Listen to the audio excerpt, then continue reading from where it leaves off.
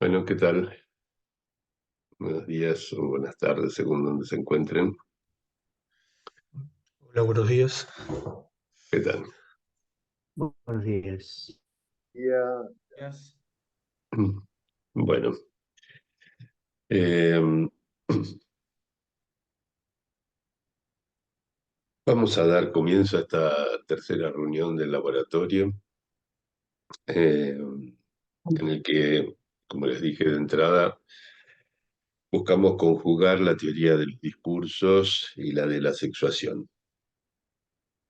Y para ello emplearemos lo desarrollado el año pasado sobre composiciones interdiscursivas. Por supuesto, no voy a desarrollar todo eso de vuelta. Eh, Resumiré algunas cosas. Para los que tengan ganas de verlo en extenso, los videos de esas reuniones del laboratorio del año pasado fueron todos subidos a internet, a ese espacio inédito, como lo llamó un colega mexicano, Gelanderos, que se ha encargado muy gentilmente de ir subiendo todas las clases grabadas por Zoom desde hace ya varios años. El laboratorio llevaba por título Interacciones discursivas, aunque se centró en las composiciones interdiscursivas. Eh, hoy veremos algunas de esas cosas eh, sobre el final de la reunión. Quiero retomar el hilo de lo que habíamos trabajado hasta ahora. Eh, eh, Basado en el hecho de que cuando los discursos nos atraviesan, toman nuestro cuerpo e introducen en él modos de gozar que son absolutamente impensables en los seres no hablantes. Y esos cuerpos hablantes que somos, además, están sexuados. La diversidad de esos goces, además, no carece de relación con el hecho de que estén sexuados.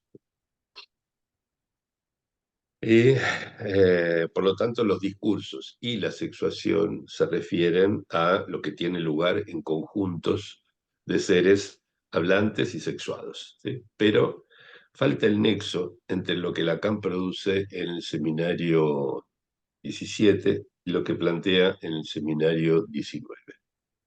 Yo voy a compartirles una pantalla para ir acompañando lo que voy a decir hoy.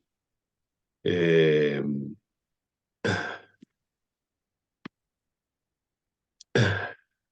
Creo que ahí lo podrán ver bien. A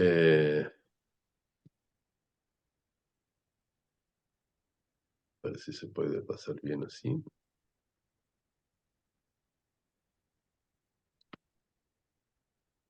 ¿Pueden ver esto allí en la pantalla ahora? Sí. Sí. Sí, se ve bien. Bárbaro, gracias. ¿Qué tal, Marco? No te había visto. Bueno, eh, entonces, decía, falta el nexo entre lo que Lacan produce en el seminario 17, fundamentalmente, el seminario del reverso del psicoanálisis, que es donde él eh, produce, como dice allí, los cuatro discursos, ¿sí? Cuyas fórmulas, matemas, ven ahí en la pizarra, en la primera línea, ¿no? Y con unas letras que indican las iniciales en francés de los nombres de esos discursos, ¿no? La U de universitario, la M de maître, que es el amo, la H de histeria y la A de analítico. Mientras que en la segunda línea ven las cuatro fórmulas de la sexuación, como se las llama, que son planteadas eh, por Lacan en el seminario 19, ¿sí? Son construidas y planteadas así en el seminario 19, ¿no? La línea primera, el seminario 17, la encuentran en la página 29, y del seminario 17, ¿no? Y las fórmulas de la sexuación escritas así están en la página 37 del seminario 19. Bueno, entonces, eh, les he mencionado un libro de Clotilde Leguil, muy interesante realmente, excelente, donde dice, entre otras cosas, que el discurso sobre el sexo es un lugar de ejercicio del poder que llega a determinar la relación con el propio cuerpo e incluso la manera de percibirlo. Y esto significa que ese discurso debe incluir variantes, discurso del amo, que inciden en el nivel de la percepción, ¿no? Esto significa que no nos autopercibimos, como suele decirse nuevamente, no nos autopercibimos así o asá, sino que nos percibimos a través de los discursos. Y esto no es un detalle menor. Algo de eso ya les mencioné con alguna referencia no psicoanalítica que traje últimamente. Leguil se centra en mostrar la función de la contingencia en la sexuación, ¿sí? No sé si tengo ahí el libro de Leguil, quizás después en otro momento se lo muestre. Eh, pero aquí vamos a poner el acento en lo complementario de eso, que es la, la parte necesaria del proceso de la sexuación. Si bien la incidencia de los discursos en los cuerpos combina ambos factores, la contingencia y la necesidad, ¿sí? Esto probablemente lo retoma el final de la reunión de hoy. Y recuerden que mucho antes de reconocer nuestro cuerpo como propio, este es tomado y marcado por un discurso sexual que está organizado en torno a la diferencia sexual, que es un significante, ¿no? Con todo lo que eso implica, en particular con respecto a la topología que está en juego, ¿eh?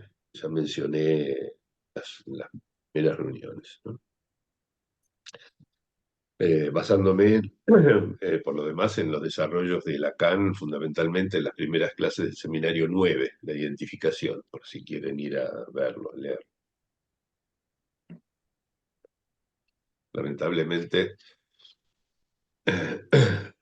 si las cosas siguen así, recién lo tendremos con nosotros más o menos para el año 2032, la versión establecida. Una pena. Bueno, este discurso, el discurso sexual, como le llama Lacan en algunas ocasiones, les pido a los que no están hablando, por favor, si pueden apagar su micrófono para que no interfieran los ruidos. Eh, Decía, el discurso sexual, en gran parte normativo, ¿no? Lo vimos ya desde la primera reunión, establece que hay dos sexos, ¿sí? Llama varón a quien tiene pene y hembra a quien no lo tenga. Inventa dos esencias a partir de allí, lo masculino y lo femenino, premia las uniones heterosexuales y reprueba las homosexuales, ¿sí? Es eh, absolutamente deontológico, ¿sí? Establece una serie de deberes, ¿sí? De no deberes, ¿sí? El varón debe identificarse solo con lo masculino, la hembra solo con lo femenino, un varón solo debe tener partener femenino, una hembra solo tener uno masculino, ¿no? Este discurso no es verdadero, sino arbitrario, o toda norma, ¿sí? Puede ser práctico para algunas cosas, pero no significa que sea verdadero, ¿sí? Es apenas uno de los correlatos posibles de la ausencia de programación sexual propia de los cuerpos hablantes, ¿sí? Todos los otros cuerpos animales tienen, mayor o menor medida, un programa que les dice qué es lo que debe hacer, son los seres sexuados me refiero, qué es lo que deben hacer para encontrar un partener y reproducirse, ¿sí? No es el caso de los cuerpos hablantes. Este discurso, entonces, tan simple, tan simétrico, organizó las cosas de una manera bastante satisfactoria, como les dije, sino para los individuos que podían sentirse un poco encorsetados dentro de esos límites tan estrechos, al menos en el nivel de la especie, que tuvo así garantizada la no extinción que podría haber resultado del hecho, aparentemente comprobado por los biólogos, según me han dicho, y he leído algunas cosas, de que en el Homo sapiens el gen que en especies cercanas permite reconocer al partener sexual fue reemplazado por el gen que posibilita el lenguaje. Es muy curioso eso, ¿no? Somos seres extraños desprovistos de instinto sexual, pero con lenguaje. Sin organizaciones discursivas, entonces nos extinguiríamos.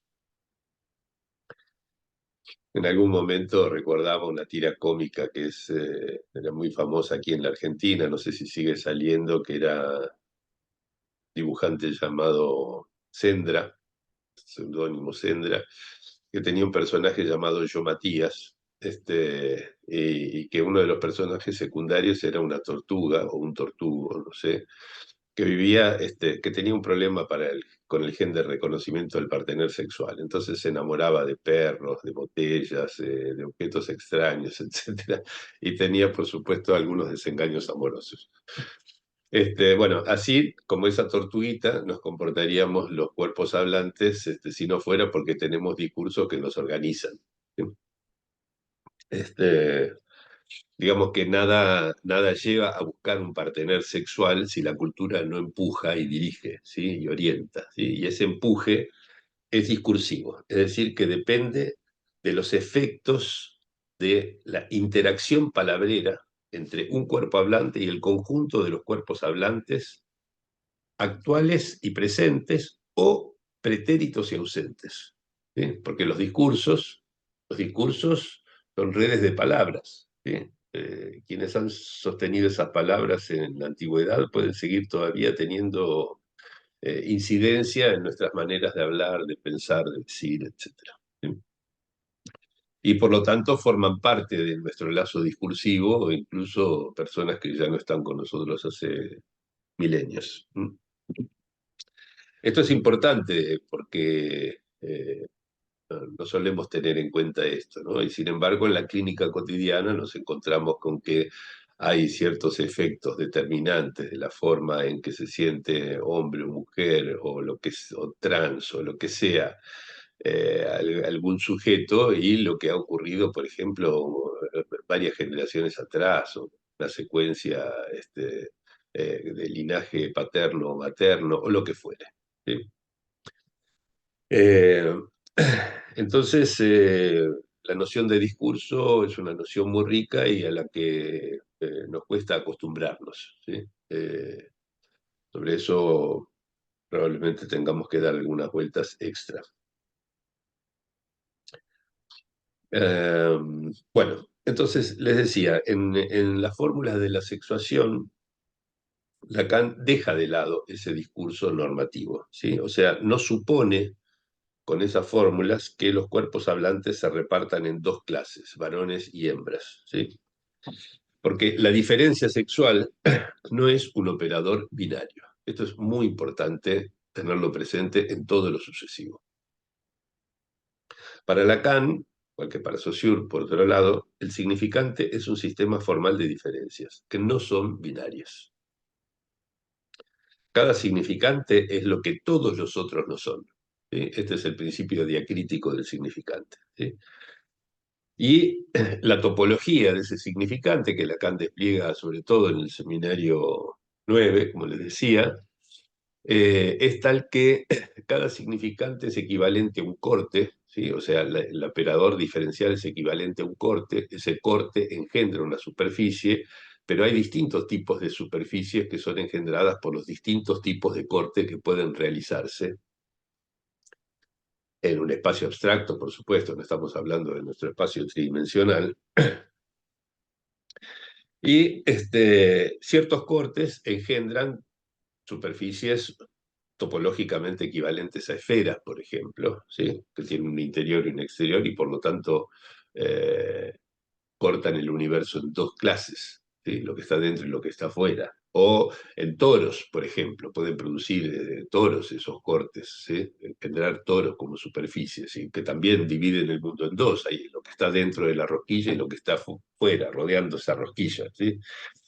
Este, pero hay algunos que engendran, por ejemplo, botellas de Klein, ¿sí? De las que ya les hablé bastante. Les voy a mostrar una que me regaló una colega muy querida de California. Es una realización absolutamente, no sé si se llega a ver bien, ¿no? Pero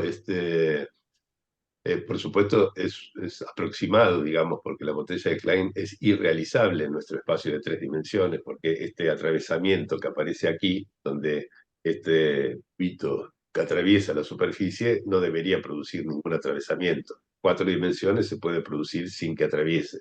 En 3 dimensiones es imposible, pero por lo menos nos da alguna idea del hecho de que si, por ejemplo, vamos por el borde, voy a ver si lo puedo mostrar bien, si vamos por el borde de afuera, ¿sí? De esta botella, ¿sí? Y siguiendo ese borde, ¿sí? Llegamos hasta la boca de la botella y nos introducimos por allí, ¿sí? Vamos a ir siguiendo este borde de arriba del tubo interior por adentro, ¿sí?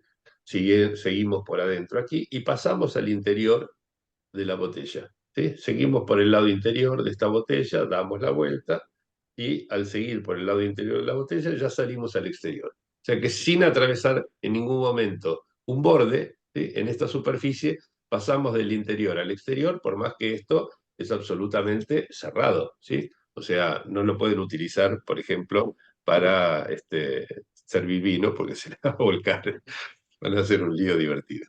Bueno, entonces, uno podría pensar, bueno, ¿y qué clase de significante nos conviene para pensar la lógica de la sexuación? Y Lacan, eh, a partir de esto que decía, de que no toma en cuenta el discurso normativo, ¿sí? Eh, pero toma como referencia para el significante de la diferencia sexual, precisamente una botella de Klein. ¿Sí? Ese es el modelo que da Lacan de ese significante privilegiado, ¿sí? Y con ligeras diferencias, lo voy a mostrar dónde, pero con ligeras diferencias, Lacan lo plantea así, lo muestra de esta manera, a ver si puedo mostrárselos, en el seminario 10, el seminario de la angustia. Esto está en la página, lo encuentran en la página 223, ¿sí? Lo llama allí la vasija de la castración, ¿sí? Pero se refiere exactamente a lo mismo, ¿sí? Y subraya el hecho de que, digamos, esa superficie cerrada permite de todos modos pasar de la cara interna a la externa sin franquear jamás el borde, ¿no? Y también lo tienen en Habla a las paredes, muchos años después, ¿sí? Que es a la altura del seminario 19, ¿sí? Eh, en la página, no me acuerdo cuál, porque no la marqué, este, pero bueno, ahí en Hablo a las paredes en algún momento lo ven dibujado por Lacan en la forma de la botella de Klein. Ahí está, es en la página 109 de Hablo a las paredes. Donde H y M son hombre y mujer, ¿no? Es decir, que parecería ser que hubiera algo que separa el conjunto de los hombres respecto del conjunto de las mujeres, y sin embargo no es así, porque recuerdan que esta superficie no divide el mundo en dos, el universo en dos, ¿no? Tiene un solo lado y por lo tanto no hay un interior y un exterior. Están todos ubicados, aunque parezca en dos espacios diferentes, en un único espacio común, ¿sí? A pesar de que se organicen en torno a esa diferencia, ¿no? Este, Esto es lo que permite sostener el Lacan no propone ninguna clase de binarismo sexual. Esto lo hace tremendamente contemporáneo, incluso adelantado a muchos de nuestros contemporáneos. Bueno, di algunos argumentos para sostener esto en un libro relacionado con otro seminario, un libro llamado Ombligos, que tal vez alguno lo conozca, y que es un texto, miren, por ejemplo, acá en la página 73, también ahí aparece la botellita de Klein, ¿no? No, de este lado, está. Es un texto que a los que estén interesados en ayornarse, digamos, en el respecto de lo que podemos pensar acerca de la sexuación hoy en día, después de los desarrollos de Lacan, algunas cosas de Miller y otras cosas más, algunas consecuencias que fui sacando de todo eso, eh, es un libro que quizás les resulte útil. ¿Sí? Ya tiene sus 5 añitos, creo, pero llamativamente sigo pensando igual varias de las cosas que digo allí. No siempre me pasa que dure tanto tiempo, sí. Pero bueno, eh, pero más allá, digamos, de los argumentos que di en Obligos y que les mencioné en las primeras reuniones o podemos seguir discutiendo aquí, es evidente que si creemos que hay dos sexos, vamos a contramano de la casuística, ¿sí? De la casuística cada vez más abundante, sobre todo debido a la conjugación entre un factor de época que tiene que ver con eh,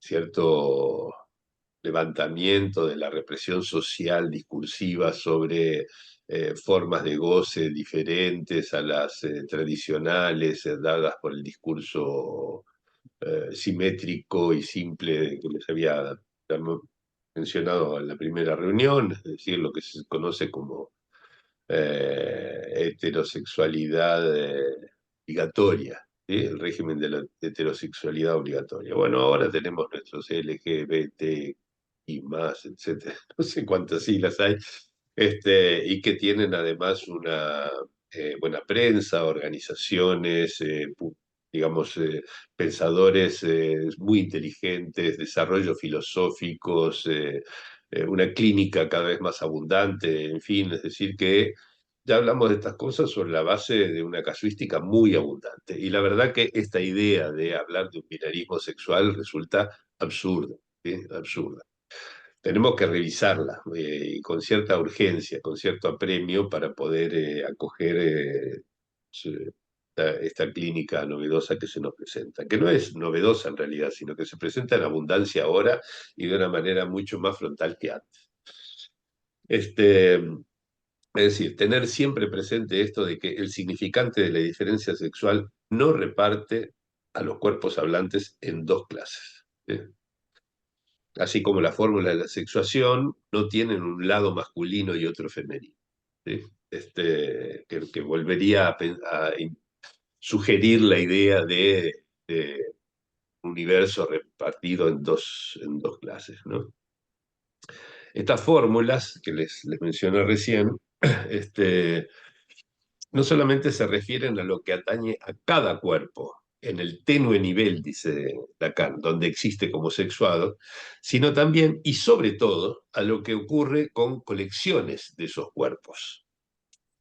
Y lo que nos interesa es pensar las incidencias de los discursos en la sexuación, ¿sí? Cuyas fórmulas entonces atañen a colecciones de cuerpos. ¿Sí? Y no hablo de clases, porque una clase supone que haya un concepto, ¿sí? El concepto de la clase, y no tenemos el concepto. Esto es muy importante.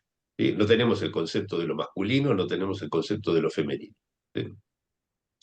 Lacan busca despejar entonces estructuras generales no normativas, ¿sí? Que ligan discursivamente a los cuerpos hablantes sobre la base de la diferencia sexual significante. ¿Sí? En definitiva, la sexuación es discursiva, ¿sí? Y por eso hablo de discursexuación, porque corresponde al efecto de campos discursivos en que estamos inmersos, ¿no? La noción de campo discursivo es algo que desarrollé extensamente a lo largo del año pasado y que un poco retomaré, si me da el tiempo, al final de la reunión de hoy. Eh, bueno, entonces, yo no hice más que, adrede, digamos, no hice más que rozar el, el formalismo eh, propuesto por Lacan, sobre cuya interpretación, de todos modos, creo que hemos insuflado un poco de aire, ¿sí? Por ejemplo, hemos llegado a leer el mal llamado lado macho, ¿eh?, de las fórmulas lacanianas, como lo que describe una virilidad siempre amenazada por la posibilidad de que al menos uno, ¿sí? Voy a poner aquí ya que tengo un delito. Esta fórmula se lee como todo X y de X, y este es al menos uno que no, ¿sí? O sea, tengo un todo al precio de una excepción, ¿no? Pero una o dos o 20 o 1000 o millones, digamos, ¿no? Porque existe al menos uno, no tiene límite en cuanto a la cantidad de excepciones que se pueden inscribir en esa fórmula que está arriba a la izquierda, ¿no?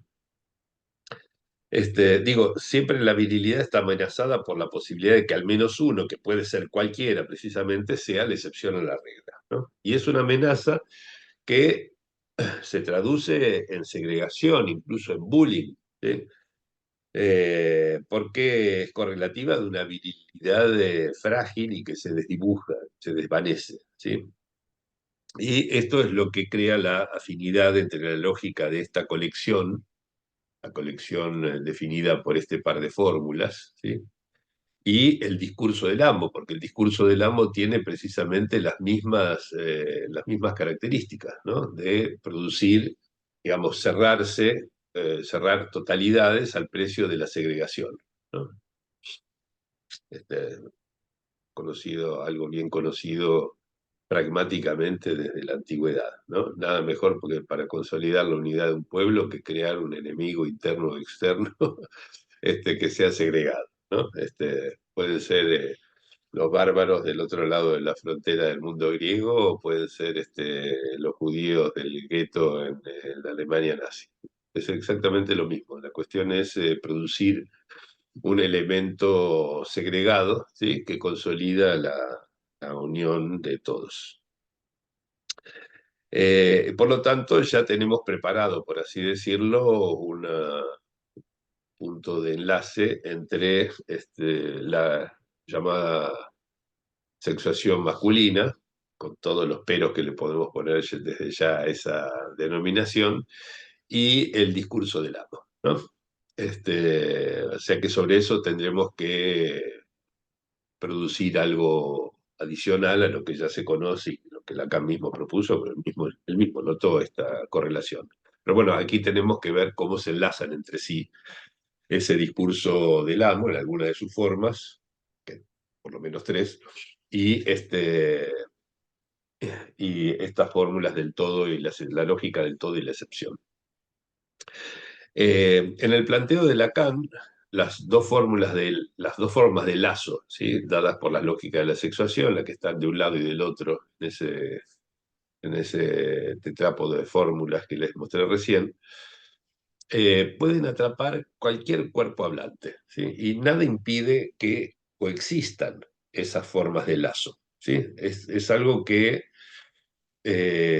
solo vamos a poder abordar con detalle y de alguna manera productiva, útil clínicamente, empleando las herramientas desarrolladas el año pasado para pensar las composiciones en discursos, ¿no? Yo la vez pasada di una metáfora que era la metáfora del loft, ¿sí? O sea, esas casas que tienen un solo ambiente sin paredes divisorias, ¿no?, donde todo se está al mismo tiempo, y los seres les decía, los seres que están eh,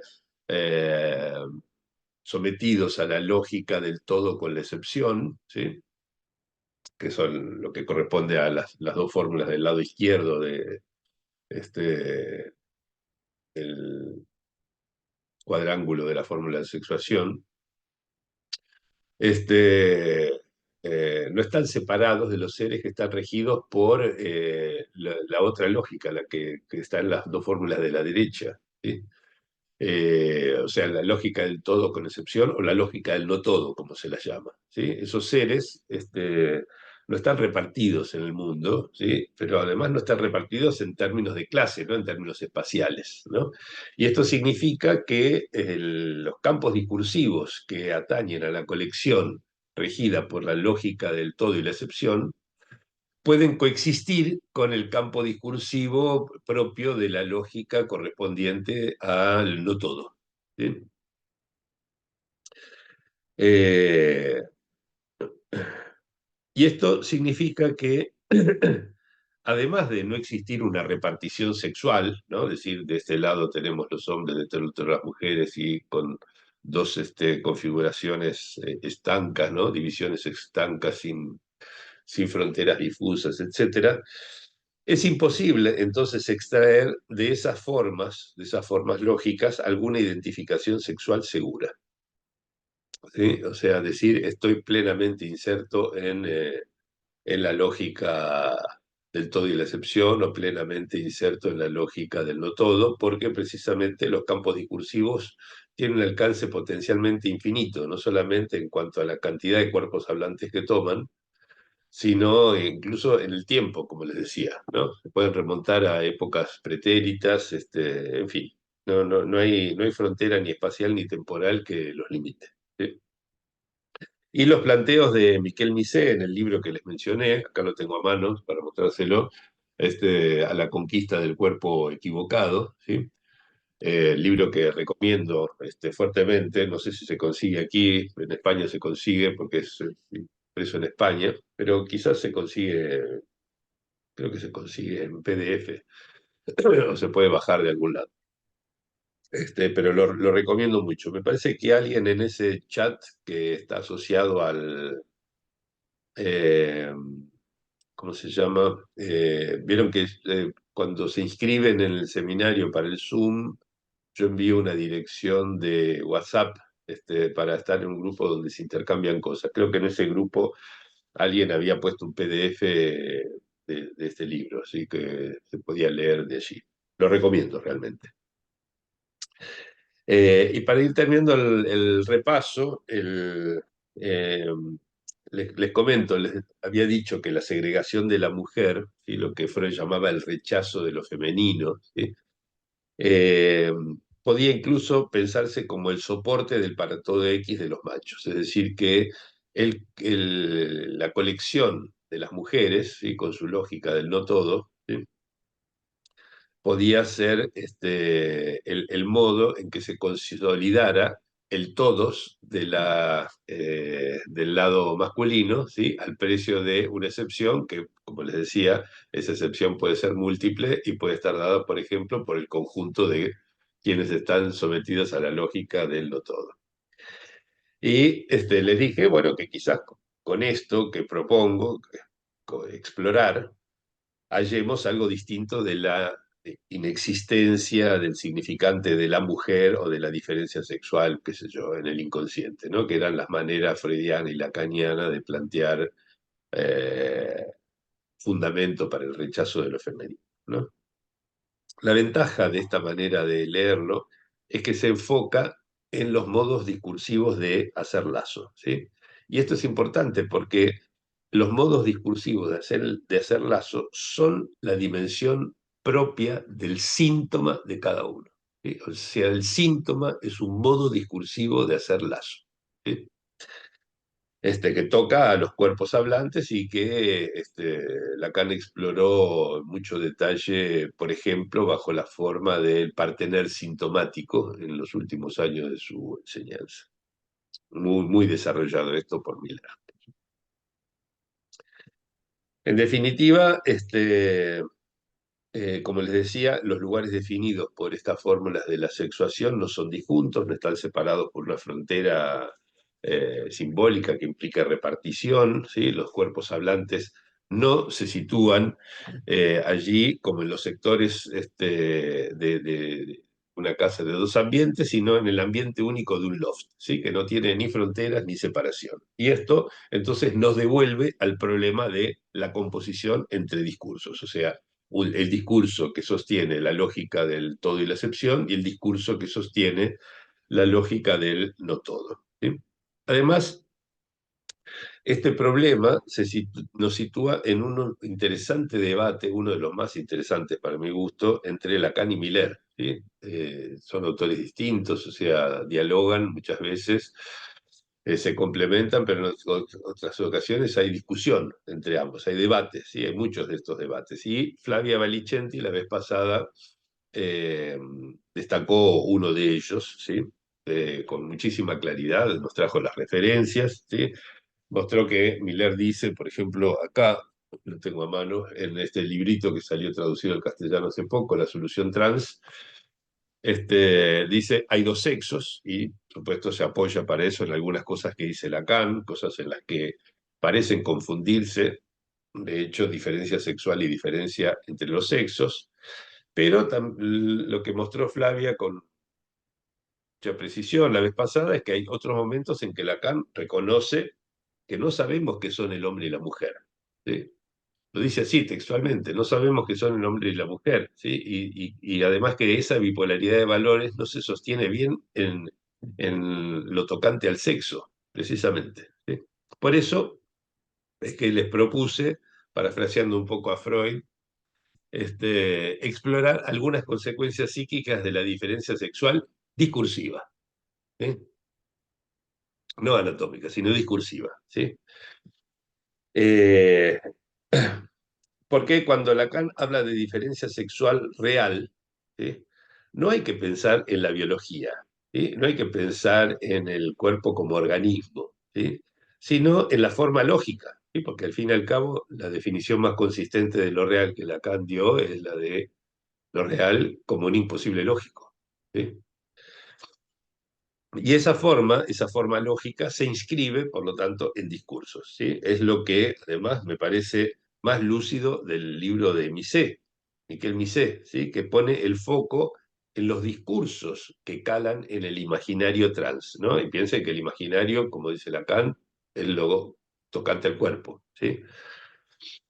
Imaginario trans que dice, subraya, ¿no? Trans es la transexualidad es una categoría del discurso médico, ¿sí? Y joven trans muestra que gran parte del malestar de la comunidad trans es efecto de una invención discursiva médica, ¿sí? Que no tiene además el más mínimo asidero científico. Esta idea de que el transexual es el que ha nacido en un cuerpo equivocado, ¿no? Les recomiendo leer el libro de Misé para ver los detalles de este asunto, ¿sí? Pero, dice Misé en algún lado, que las violencias simbólicas que se ejercen sobre el cuerpo no solo impactan en esa comunidad, la trans, ¿sí? Porque son universales, ¿sí? Y concluye, dando un paso más allá de lo que decía Freud en los tres ensayos, diciendo que en lugar de preguntarnos por qué una persona no se identifica con el género correspondiente a su sexo biológico, que sería por qué alguien tiene esta idea de querer cambiar de sexo, por ejemplo, habría que pensar más bien qué hace que alguien se identifique con un género, ¿sí? Es decir, ¿por qué hay gente que, naciendo con características sexuales de macho, se siente hombre, por ejemplo? ¿No? Es de lo más interesante la pregunta que hace Mises. Es filosóficamente poderosa esta pregunta, ¿sí? Y le dije que estas observaciones de Mises convergen con los desarrollos de Lacan si pensamos ambas cosas a la luz de las composiciones interdiscursivas, es decir, del modo en que ejercen eh, efectos, un efecto distorsionado en general sobre cada cuerpo hablante, dos o más discursos que coexistan en ese cuerpo, ¿no? Eh, el aforismo de Lacan, que va a ser el tema del próximo congreso, tengo aquí ¿cómo se llama? Un adelanto de cómo va a ser de la fecha, digamos, y del eslogan, ¿sí?, de este próximo congreso, ¿sí?, que es el aforismo de Lacan, no hay relación sexual, ¿sí? Ese aforismo, con el cual vamos a trabajar durante 2 años, ¿no?, hasta abril del 2026, eh, debemos pensarlo con detalle a partir de lo que venimos discutiendo, porque Lacan no dice que no hay relación entre los sexos, ¿sí? Dice no hay relación sexual, ¿sí? Y ya vimos la diferencia que hay entre una cosa y la otra, ¿sí? Alguien habló, me parece, no sé si quería decir algo, pero bueno, eh, digo, no hay relación sexual no es lo mismo que decir no hay relación entre los sexos, porque no hay relación entre los sexos presupone, ¿sí?, presupone que existen dos sexos y que entre ellos, entre esos dos sexos que existen, ¿sí?, que están ahí, eh, el planteo de una relación sexual es imposible, ¿sí? Mientras que lo que Lacan dice no es relación sexual, ¿sí?, que es algo distinto, porque decir sexual significa que parte del sexus, que es el corte, ¿sí?, o sea, el significante de la diferencia. Y a partir del significante de la diferencia, diferencia que, como le subrayé, no es binaria, ¿sí?, que no reparte, por lo tanto, el universo en dos clases que serían los hombres y las mujeres, ¿sí? Entonces es que a partir de allí que se deduce no hay relación sexual. ¿Ven que es un planteo totalmente distinto del que se deduciría de una afirmación como no hay relación entre los sexos, ¿sí? La vez pasada les di algunas referencias para sostener esto, que están en el seminario 14, ¿sí?, el último que traduje de Lacan, La lógica del fantasma, y que van en apoyo de esto que venimos diciendo y que subrayó muy bien Flavia Valicenti la vez pasada, ¿sí? Ahí Lacan dice que la diferencia sexual se presentifica en términos de que algo falta, ¿sí? Y la falta se define en términos simbólicos, ¿sí?, pero a partir de un imaginario que mide respecto de una forma los matices, los colores, las diferencias, ¿sí? Y Lacan agrega, esto es importantísimo, que el humor o el sentido común transforma la pequeña diferencia en el hecho de que unos la tienen y los otros no, ¿sí? Pero aclara, no se trata en absoluto de eso, ¿sí?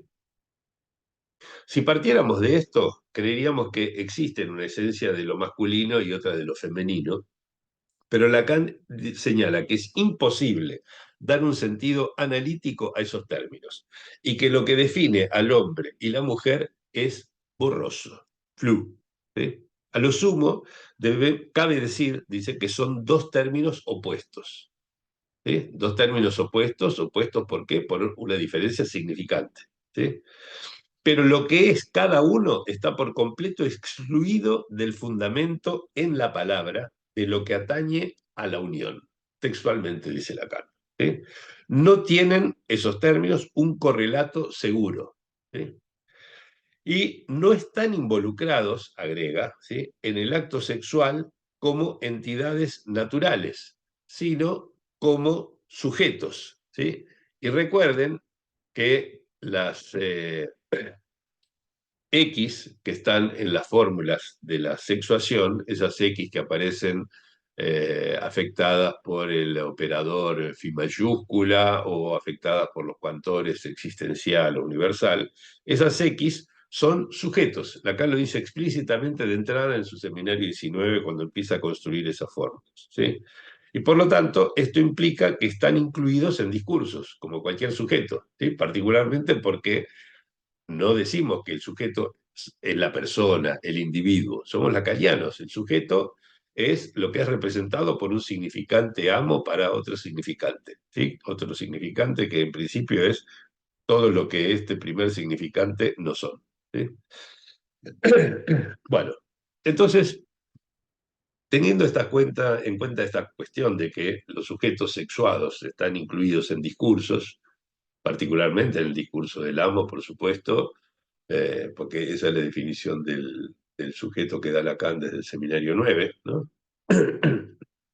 El sujeto es lo que es representado por un significante para otro significante, y eso es el que define el matema del discurso del amo, es decir, el discurso del inconsciente. ¿Sí?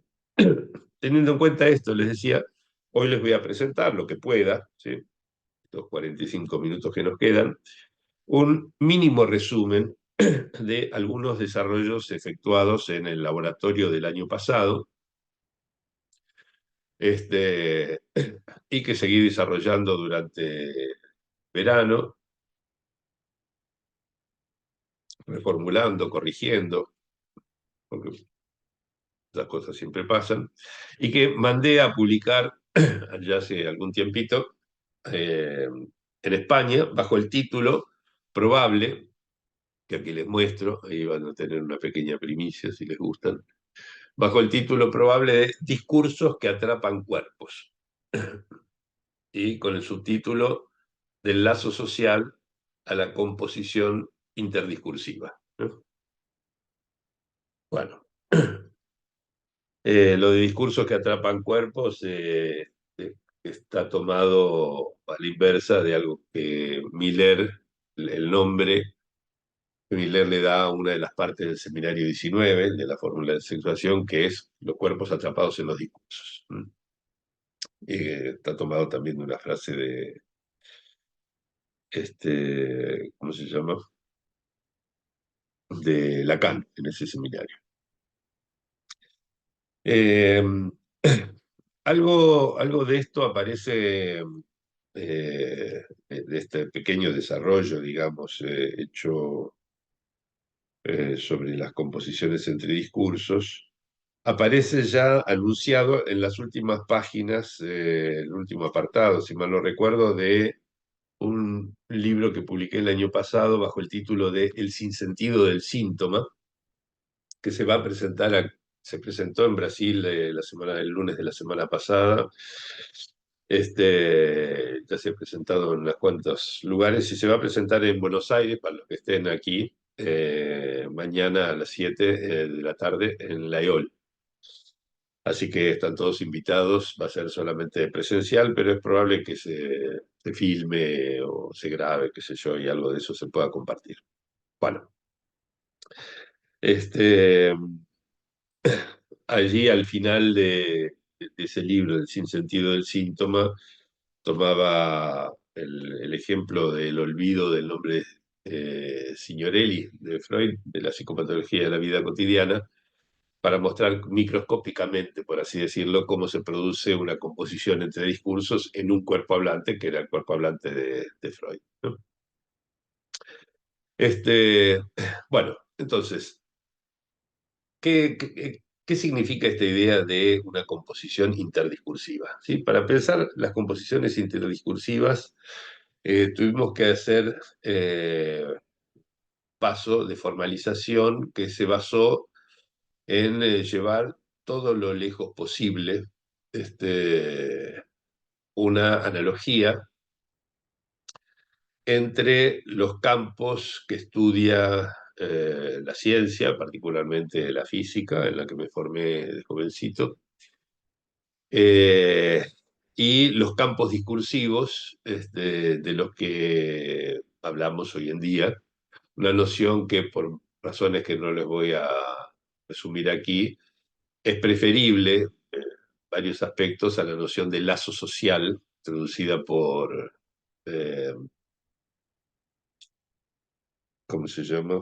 Eh, Rousseau, en el siglo XVIII, eh, y que yo propongo modificar en dos aspectos y desarrollar en términos de campos discursivos.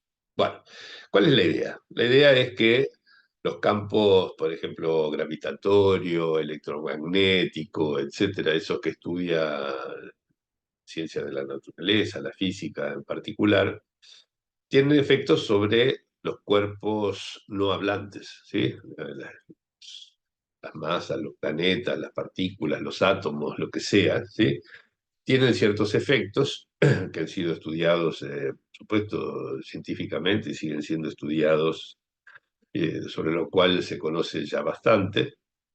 Y el hecho de que ya se conozca bastante acerca de esos, cómo funciona, digamos, la relación entre campos eh, naturales, llamémoslo, los de la física, y los cuerpos a los cuales esos campos afectan, pueden servir, por medio de una analogía, de base para hacer una formalización de lo que no conocemos tan bien, que es el modo en que los cuerpos hablantes son afectados por los campos discursivos, ¿no? Entonces, el punto de partida, ¿sí?, es pensar en esto que les escribo aquí, esta pequeña formulita les voy a explicar ahora para que no resulte descifrable. Es pensar en una analogía eh, entre las interacciones no discursivas que estudia la ciencia y las interacciones discursivas que estamos estudiando nosotros, ¿sí? Les voy a explicar un poco los términos que aparecen aquí, voy a dejar la X para el final, por razones que le van a quedar claros, pero digamos que esta letra C, creo que ustedes ven el cursor, ¿no?, que están rodeando ahí a la letra C. Esta letra C que está allí sirve para designar un campo discursivo, cualquiera, ¿sí?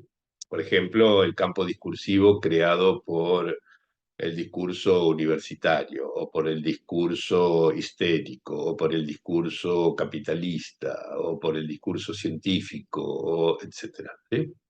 El año pasado me dediqué a estudiar con mucho detalle 6 discursos, los 4 que Lacan estudia con mayor detalle, que son los que le mostré al principio de la reunión de hoy: el discurso universitario, el del amo, el de la histeria y el analítico. Otro que menciona muchas veces y que formaliza una sola vez o dos, si mal no recuerdo, que es el discurso capitalista. Y otro que menciona muchísimo más que ese, pero que nunca formaliza, y logré dar algunas razones de por qué era imposible que con los matemas que él utilizaba fuera formalizable ese discurso, que es el discurso científico. O sea que en total estudié seis discursos, las interacciones discursivas producidas por esos 6 discursos este, y el modo en que se pueden componer entre sí. Ahora les voy a tratar de explicar qué quiere decir esa composición entre discursos. Pero entonces, creo que queda claro que esta C representa un campo discursivo que afecta a un número de cuerpos eh, no hablantes, ¿sí? Por ejemplo, planetas, átomos, etcétera. Perdón, no campos discursivos, quiero decir campos naturales. Esta C es de campos naturales. La A, esta arroba, como solemos llamarla, símbolo viejísimo pero que se utiliza mucho en computación ahora, lo empleé aquí para designar la acción, ¿sí? Es como un campo tiene cierta acción sobre algo, sobre un cuerpo que tiene ciertas particularidades. Por ejemplo, en el caso del campo gravitatorio, ¿sí?, ese C sería si ese C es el campo gravitatorio, la particularidad que tiene relevancia allí es la masa, ¿sí?, del cuerpo en cuestión, ¿sí?, sea un planeta o sea una canica. Mientras que si estamos hablando de un campo eléctrico, si C es un campo eléctrico, la particularidad que tiene incidencia en el efecto, que ya de paso les digo, el efecto es E, ¿sí? E es la particularidad. ¿Sí? La particularidad que tiene relevancia en ese caso es la carga eléctrica, si estamos pensando en el efecto que produce un campo eléctrico. Y así siguiendo con otros campos. En general se puede decir que así funcionan las cosas. No hay nada de esta X cuando estamos hablando de campos naturales, de campos que estudia la física, ¿sí? La X la agregamos cuando queremos trazar la analogía para introducir la función de lo singular, ¿sí? Lo singular que al mismo tiempo es contingente. ¿Sí? En los cuerpos hablantes tiene sentido definir una singularidad, los cuerpos no hablantes no tienen singularidad. Esto fue explicitado con mucha claridad por Hegel hace ya más de 200 años. Este, y la analogía se mantiene pensando que en el caso de los cuerpos no hablantes, lo que estudia la física, esa X es un 1, ¿no? Un 1 multiplicado por el resto de las cosas. Este puntito de aquí indica esa multiplicación. Si la X es un 1, entonces no afecta en absoluto el resto de las cosas y podemos seguir pensando la analogía tal como es útil para comparar cuerpos hablantes y cuerpos no hablantes. Bueno, entonces esta fórmula completa con su X, ¿sí? Nos permitiría hacernos una representación de qué clase de cosas es lo que llamo una interacción discursiva, ¿sí? ¿Esto qué significa? Significa que hay un campo discursivo, por ejemplo, universitario, ¿sí? Que está sostenido por un montón de personas y de libros presentes y ausentes, actuales o pretéritas, etcétera, ¿sí? Es un discurso, como les decía, ese campo discursivo tiene efectos sobre los cuerpos, ¿sí? Y la acción que produce sobre cuerpos hablantes que tienen ciertas particularidades, por ejemplo, si estamos hablando del discurso universitario, hay particularidades como la de ser alumno de primer año o ayudante alumno o jefe de trabajos prácticos, jefe de cátedra, rector, decano, en fin, esas cosas, ¿sí? Lo que sea, digamos, hay acciones distintas que ese discurso produce sobre los cuerpos hablantes que son distintas según cuál sea la particularidad que caracteriza a esos cuerpos hablantes en ese discurso, pero además, por supuesto, allí hay que tener en cuenta el hecho de que la singularidad también existe y eso implica por fenómenos de consentimiento o no consentimiento a la acción de esos campos, etcétera, ¿sí? En definitiva, todo eso conjugado es lo que produce los efectos sobre cada uno de los cuerpos hablantes, efectos que llamamos de una interacción discursiva, ¿sí?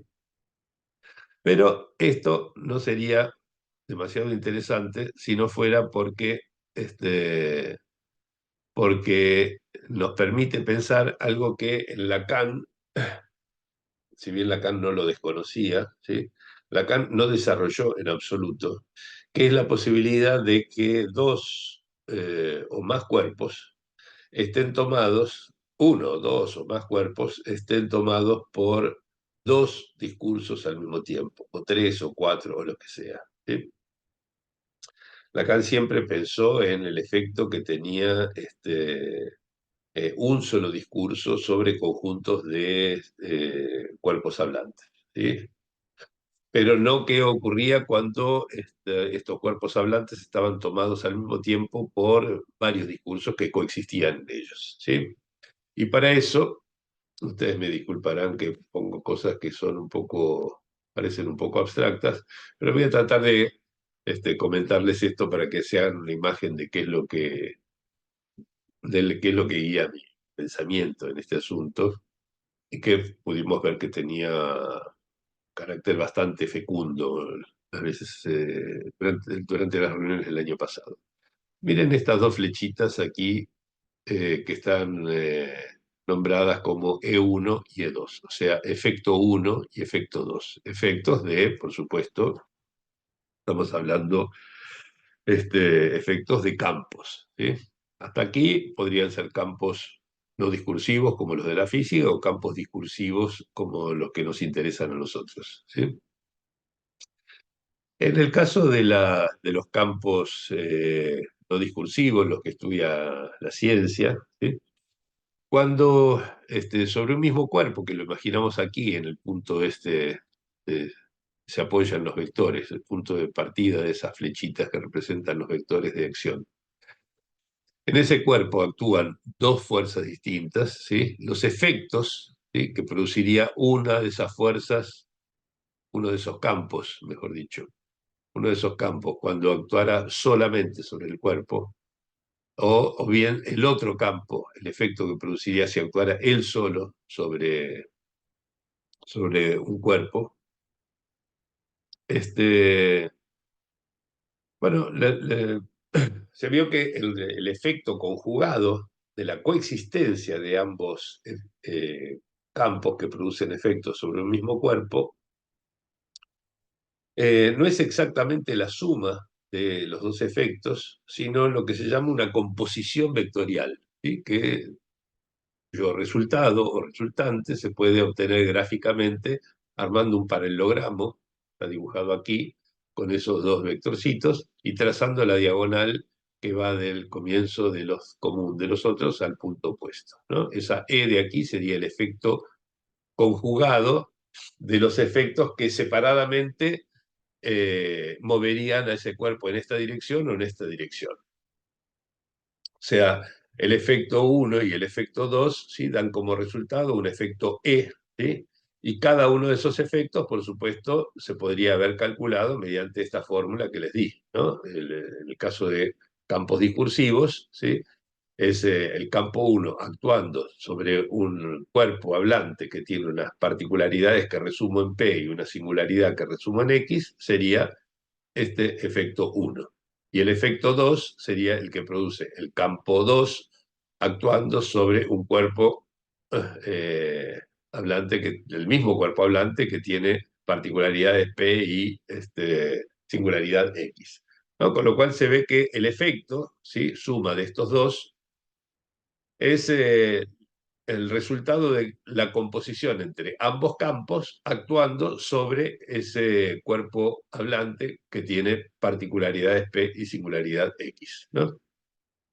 Fórmula que se puede generalizar, porque esto lo hice solamente para dos campos, pero podría haber 3, 4, 5, en fin, un número indeterminado de campos, y por lo tanto podemos decir que el modo en que se produce el efecto conjugado de la acción de varios campos discursivos sobre un cuerpo hablante, ¿sí?, se obtiene primero encontrando la composición de esos campos discursivos y viendo cómo actúa eso sobre el cuerpo hablante en cuestión, cada uno de los cuerpos hablantes en cuestión, que tendrá su particularidad y su singularidad, particularidad P y su singularidad X. Por supuesto, esto es abstracción, nosotros no podemos medir, no podemos sumar esos campos, etcétera, pero sí podemos tener en cuenta el hecho de que aquí está bien mostrado, que es que si el efecto de un campo discursivo actuando solo, sin presencia de ningún otro, fuera este, ¿sí?, y el efecto de otro campo discursivo, si no actuara ningún otro, fuera este, el resultado de que se conjuguen en un mismo cuerpo hablante dos campos discursivos diferentes, ¿sí?, es este. Y este de aquí, ¿sí?, no es ni el primero ni el segundo, sino algo que resulta de una distorsión absoluta, ¿sí?, que hace que ya no tengamos claramente el efecto ni del primero ni del segundo, que desaparecen, sino una especie de mix o de Frankenstein hecho de pedazos de un discurso y del otro, o de una tergiversación de un discurso por medio del otro y recíprocamente. En definitiva, eh,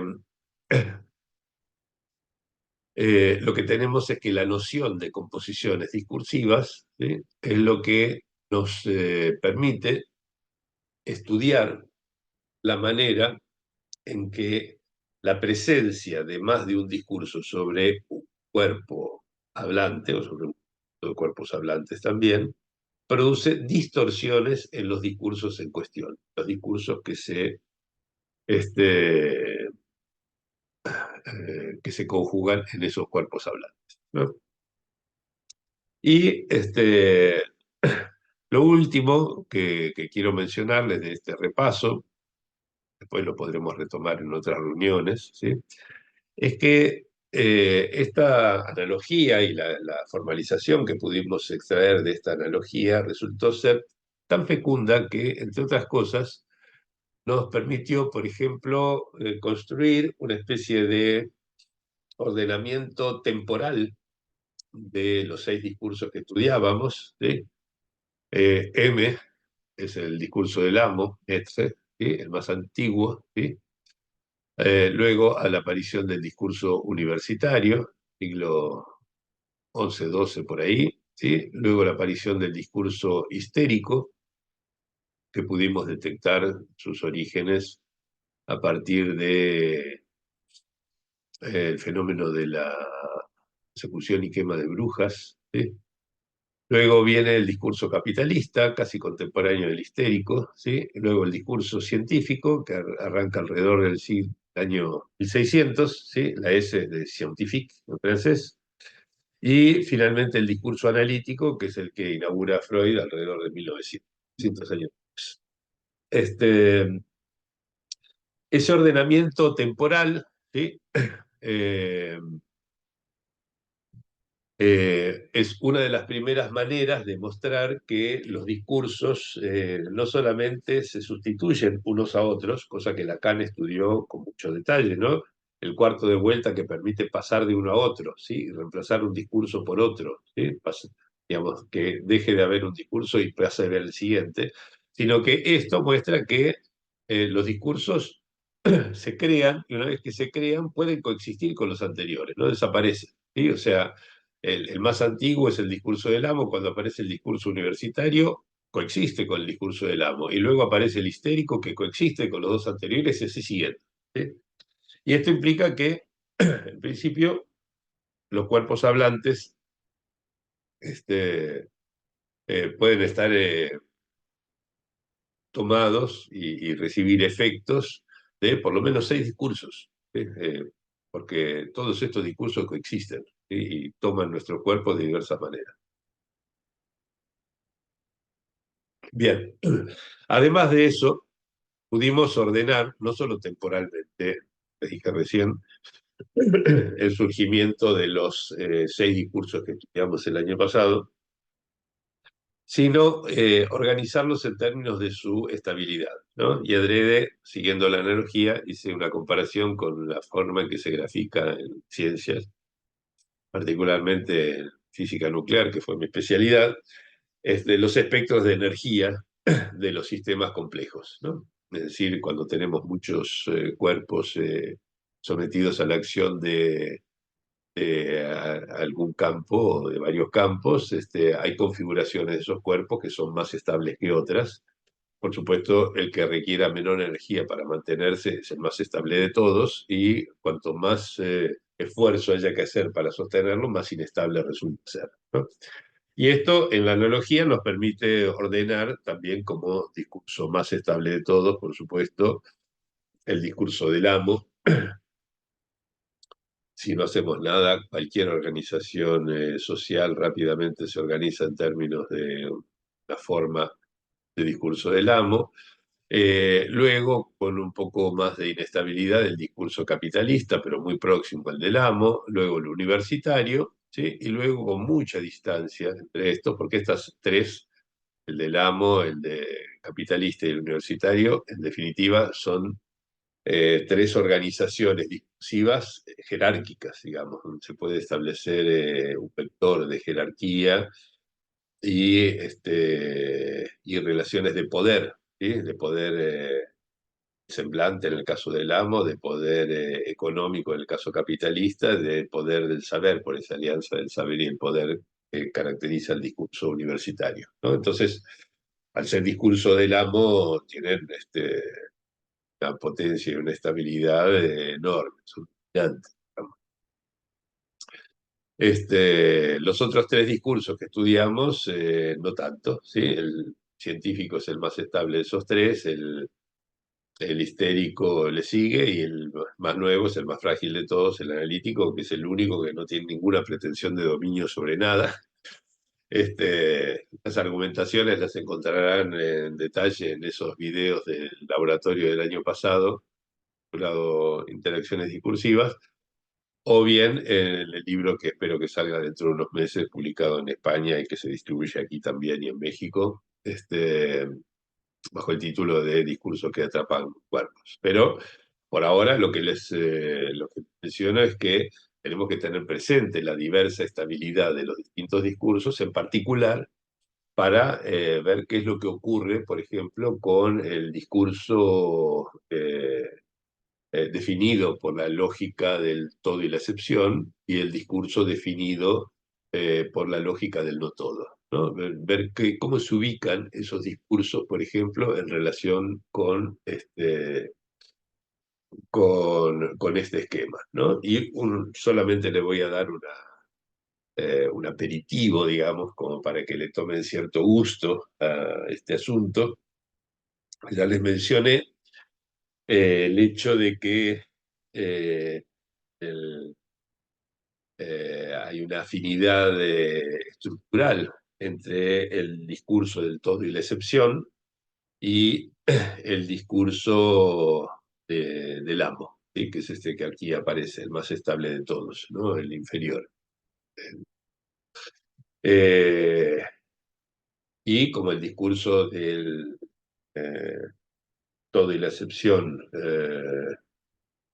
tiene esta afinidad, ahora paso Marco que pidió tomar la palabra, voy a dar la palabra dentro de un instante. Ya voy a terminar esto, que vamos a abrir la conversación. Eh, Esto va a tener cierta relevancia, por ejemplo, con respecto a pensar qué ocurre con la lógica del no todo, que parece más afín al discurso analítico, pero que resulta estar en las antípodas de la estabilidad, el más inestable de todos, ¿no? Entonces, esta relación de estabilidad, que en algún sentido está vinculada con relaciones de poder, ¿sí? En cierto sentido amplio que podemos especificar mejor,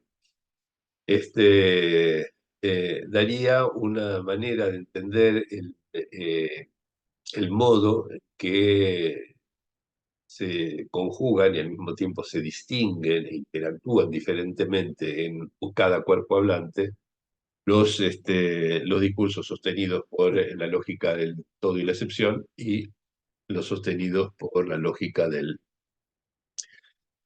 bueno, no quiero atormentarlos más con estas cosas. Este, Voy a dejar de compartir la pantalla, son muchas cosas juntas, quiero abrir a la conversación. Tenemos todavía bastante tiempo, más de 15 minutos para conversar. Marco, querías decir algo, así que si querés abrir tu micrófono y Sí, de hecho, para organizar esto, o mejor dicho, para desorganizarlo, los que quieran hablar directamente abren el micrófono y no necesitan levantar la mano. Así que es una charla, con el desorden lindo que tienen las charlas. Marco, te escuchamos, dale. buenos días, ¿cómo les va? En realidad tenía una pregunta en función de algo que vos mencionabas, que más o menos si te seguí en el desarrollo, era que eh, el impacto de dos o más discursos en los cuerpos producen distorsiones. Sí. Ese significante de distorsiones, a ver si cómo lo podemos ampliar en este sentido, porque me remite directamente a otro modelo, a un modelo primario en la constitución de la realidad, el cuerpo y la constitución del yo, de Lacan, que es el esquema de la óptica, el modelo óptico, porque Lacan lo plantea así, eh, que para que se produzcan determinados efectos en las imágenes, que son las que construyen la realidad y el yo, es necesaria una posición determinada del sujeto, ¿no? Tomando como parámetro las leyes que regulan la reflexión y la refracción. O sea, si uno no está posicionado en determinado lugar, digo, no se producirían El efecto. las imágenes que vendrían a constituir el yo y la realidad. Y Lacan dice, podemos equiparar ese lugar con el lugar del otro. O sea, tiene que haber una mediación del otro, del gran otro, para que uno esté más o menos medianamente posicionado para lograr una constitución de la realidad y del yo. Y él refiere lo siguiente, si uno se pone un poco más atrás, un poco más adelante, tomando como base el esquema óptico, dice, se producen distorsiones. Entonces, esa palabra distorsión, a ver cómo la podemos pensar si las pensamos a nivel de cuerpo, a nivel de la constitución de la realidad, a nivel de los lazos sociales. ¿Cómo podríamos pensar ahí las distorsiones propias de dos o más discursos impactando en el cuerpo? Ah, excelente, la verdad, no lo había pensado y me parece muy, muy bueno este comentario. Eh, lo pienso así. Si mal no recuerdo, hace mucho que no doy clases en la facultad, ya dejé de dar clases en la facultad y en esa época era que daba siempre, mostraba el esquema óptico cuando daba clases de psicoanálisis en escuela francesa. Así que no recuerdo exactamente los detalles, pero yo creo recordar que en ese seminario 2, que, si mal no recuerdo, donde dice esto, en el uno y en el 2 trabaja estas cuestiones, me parece, si mal no recuerdo. Pero creo que es en el 2 donde él dice que lo que regula la posición del espejo, que es A mayúscula, el otro, ¿sí? Es el ideal del yo, ¿sí? O sea, el I mayúscula de A mayúscula, ¿no? Que como si fuera algo así como lo que mueve el espejo en una posición en la otra, ¿no es cierto? Y hace que la imagen quede más o menos con las florcitas dentro del jarrón o puestas volando por ahí, etc. Así que en algún sentido la consistencia corporal misma, ¿sí? Sería función de un ideal del yo que es un rasgo unario y que por lo tanto forma una masa, ¿sí? En el sentido de psicología de las masas y análisis del yo de Freud. Los ideales de la persona, como lo llama Lacan en algún lado, ¿sí? Son ideales que corresponden, son significantes que se organizan en un discurso, son los S1 de algún discurso, esos ideales, ¿no? Y por lo tanto, esto muestra cómo la constitución del cuerpo imaginario, siguiendo el esquema óptico que mencionaba recién Marco, cómo depende de una formación discursiva, ¿sí? Como es el ideal del yo, ¿sí? Así que yo creo que podemos tomar incluso como un antecedente novedoso, digamos, de este problema de la discursexuación, la lectura del esquema óptico, pero pensando, digamos, en la posición del sujeto como una posición sexuada. ¿Sí? Es excelente, la verdad, agradezco mucho el comentario porque me parece que me hiciste adelantar dos casilleros en lo que pensaba. No lo había pensado.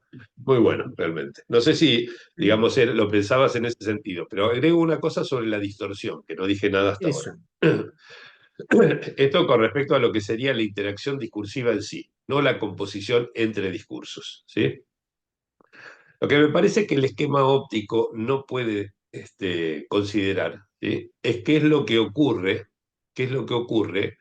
cuando, por ejemplo, el cuerpo hablante, ¿sí? Está tomado esencialmente por un discurso que lo ubica parejamente, digamos, ¿sí? Dentro de la lógica del todo y la excepción. Con uno que lo ubica, digamos, al mismo tiempo en la lógica del no todo. ¿Qué es lo que ocurre, por ejemplo, cuando pensemos en un niño, una niña, digamos, algo que todavía está por constituir, no sabe todavía lo que es su propio cuerpo, no sabe todavía en qué clase sexuada va a ser anotado su cuerpo en el registro civil, ¿sí? Y sin embargo ya está tomado en el discurso sexual, como le llama Lacan, ¿sí? Familiar, religioso, político, etcétera, ¿sí? Que lo inscribirá de cierta manera bajo una lógica o bajo la otra, si todo va bien, ¿sí? Es decir, si todo va bien en el sentido de los ideales decimonónicos, por lo menos, ¿sí? Pero en este siglo deconstruido en el que estamos ahora, no hay nada que haga prevalecer un discurso sobre otro, por ejemplo, en cuanto a lo que los padres dicen acerca de sus hijos o sus hijas, y que los lleven a tomar identificaciones de tal o cual tipo, a tener adquirir tales o cuales semblantes, etcétera. O sea, el discurso sexual contemporáneo perfectamente es capaz de dar un peso comparable, ¿sí?, al modo en que se inscribe el sujeto en la lógica del todo y la excepción, o el modo en que se inscribe en la lógica del no todo. ¿Y esto qué significa? Que ese cuerpo hablante, ¿sí?, el cuerpo hablante de ese niño, ¿sí?, va a sentir, incluso diría percibir, por lo que dije al principio de la reunión, ¿sí?, va a percibir su cuerpo como algo que está dominado por un discurso mixto, digamos, por un discurso que tiene aspectos vinculados con el todo y la excepción, y que tiene también aspectos vinculados con el no todo, con la lógica del no todo. La identificación sexuada resultante, ¿sí?, no va a ser entonces exactamente la que se produciría si estuviera exclusivamente inscripto en la lógica del todo y la excepción, ni tampoco exactamente la que se produciría como efecto de estar inscripto exclusivamente en la lógica del no todo. Va a haber una distorsión de uno por el otro y del otro por el primero, ¿sí?, teniendo en cuenta que los discursos se componen en cada cuerpo hablante. Y este es el meollo de lo que quiero interrogar, de lo que quiero investigar ahora, ¿sí? Porque me parece que empieza a ser un poco más comprensible, ¿sí?, el hecho de que los modos identificatorios e incluso las elecciones de partener, que ya nos meteremos con ese galimatías un poco más adelante, ¿sí?, eh, pueden estar regulados por la inscripción de cada uno de los cuerpos hablantes en discursos que no son puros, sino discursos que siempre están distorsionados por la presencia de otros discursos. No porque haya un discurso que pudiera alguna vez estar solo, puro, sino que idealmente habría un discurso de tipo todo y excepción, idealmente habría otro de tipo de no todo, pero están siempre allí. Ambos, ¿sí? Es la lógica del loft, como les decía, ¿sí? Y esa lógica del loft, en definitiva, lo que hace es que los efectos que producen los discursos, que son lo único que produce la sexuación, ¿sí?, los efectos que producen, entonces, no corresponden exactamente ni a uno ni al otro, ¿sí? Entonces, todas esas letritas, LGBTQI, transexuales, travestis, etcétera, todas estas cosas que tenemos, no son más que la consecuencia, ¿sí?, de diversas formas en que los cuerpos son tomados por discursos sexuales que se componen entre sí. Entonces no se trataría de ninguna anormalidad en cada una de esas identificaciones, en cada uno de esos tipos de elección sexuada, ¿cierto? Sino que se trataría simplemente de que en cada uno de esos cuerpos hay perdón, hay composiciones diversas, ¿sí?, al margen de lo que esto puede incluir de contingencias singulares que están incluidas en la X de esa formulita que les di, y que son las que estudian, aprovecho porque lo encontré aquí, las que estudian con mucho detalle el libro de Clotilde Leguil, ¿no? Digo, esto es el libro este que les dije que se llama El ser y el género. Lamentablemente no está traducido al castellano. Este, no sé si respondí más o menos a lo que preguntabas, pero te agradezco enormemente la pregunta. Ahora decime vos qué pensás. No, tengo que profundizar un poco más, porque por lo menos tomando como Te escucha muy base, bajito. ¿te escucho bajito ahí? Ahora sí. Que tengo que profundizarlo un poco más, porque tomando como base, yo eh, lo pensaba en esta coordenada. Si es necesaria la mediación que cree un pacto de legalidad, me parece que lo dice así Lacan en Seminario 1, eh, la mediación del gran otro para crear una posición adecuada eh, que genere, en esos términos pone la imagen real, Sí, que genere una imagen que haga de soporte y consistencia al cuerpo. sí, Si yo me lo pregunto en términos actuales, si la inexistencia del otro, o el deterioro de lo simbólico, o la caída de las grandes narrativas, eh, no ofrecen las coordenadas para encontrar esa buena posición, para identificarse a ciertos semblantes, ¿con qué un sujeto se arma el cuerpo? Entonces, ¿Puedo decir ahí algo? Ay, tomando, sí, cierro con esto, tomando como modelo el esquema del ramillete invertido, Lacan dice, si el objeto, si la posición del ojo, del que mira, es la posición del sujeto, está un poco más allá o un poco más acá de la coordenada exacta, se produce una distorsión. Entonces, podemos trazar una analogía, una distorsión en el armado del propio cuerpo, una distorsión en la constitución de la realidad. Bueno, consecuencias clínicas de eso evidentemente las hay. Por eso yo te preguntaba cómo pensábamos uno o más discursos impactando en el cuerpo, produciendo distorsiones. Perfecto. Agrego, me gustaría, si tenés ganas, que en algún momento esto lo armes, ¿sí? Te tomes tu tiempo para pensarlo y lo plantees como un desarrollo. Y solamente voy a decir una palabra antes de pasarle la palabra a Azucena, ¿sí? Que es que quizás nos convenga ya ir pensando el otro con mayúscula de Lacan, ¿sí? No simplemente como lugar de batería de los significantes, sino como el mundo de los discursos. ¿Sí? Los significantes no están sueltos en el mundo, están organizados en discursos. ¿Ok? Entonces, ese I mayúscula de A mayúscula, el matema de Lacan, del ideal del yo, hay que entenderlo como un rasgo significante que es función de los discursos que andan por ahí. ¿Sí? El otro con mayúscula. Ahora sí, Azucena, ¿qué tal? ¿Cómo te va? ¿qué tal? Bueno, eso iba a decir. Cito a Ah, Miller en Otro que no existe y sus comités de ética. Y él llamó cuatro discursos a lo que ocupa el lugar del otro que no existe. Eso quería agregar. ¿En qué buenísimo, página estamos está en eso, Azucena? sintonía. Excelente. ¿En qué página, Azucena, está eso? En la página 87, a mitad del texto, a mitad de la página, digo. Buenísimo, excelente, muy bueno, muchas gracias. Beatriz García quiere hablar con nosotros, de Bogotá, ¿no, Beatriz? Sí, de Bogotá, de Bogotá. Gracias, Gerardo. ¿Cómo te va? Bueno, muy interesante. Bien, bien.